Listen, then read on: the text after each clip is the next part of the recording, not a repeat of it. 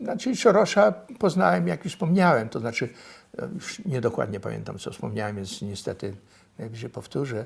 To znaczy pierwszy raz usłyszałem o jego istnieniu od rektora uczelni, na której byłem, to École des études en sciences sociales w Paryżu, taki wybitny historyk François Furet.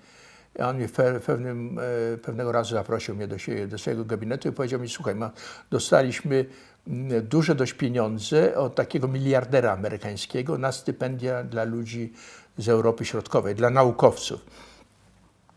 Chciałbym powołać taką radę, która by przydzielała te stypendia. Czy zgodziłbyś się wejść do niej? Ja powiedziałem, że oczywiście, że tak. I po prostu już wtedy, dopiero usłyszawszy nazwisko Sorosza, później oczywiście bez przerwy słyszałem o nim, byłem jednym z tych, który jego pieniądze rozdzielał, między innymi między naukowców polskich. To, czym się zajmuję, jestem jednym z, czy też kieruję instytucją, która tym się zajmuje, prawda, teraz już od 26 lat kieruję, czyli Fundacją Batorego kieruję. Postanowiłem do niego pojechać.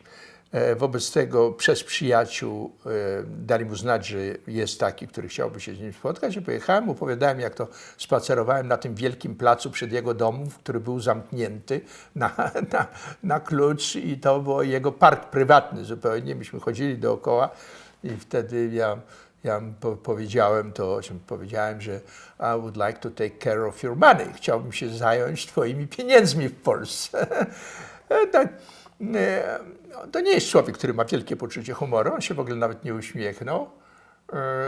Zaczął mnie wypytywać, powiedział: no teraz rozumiem, dlaczego chcesz się zająć moimi pieniędzmi, ale co ja będę miał z tego? No to ja powiedziałem, że taka jest oto moja koncepcja fundacji, to znaczy jak ją przekształcać. I wtedy powiedziałem różne takie elementy, które zostały zrealizowane, to znaczy bardzo silna polityka zagraniczna i to nie na południe.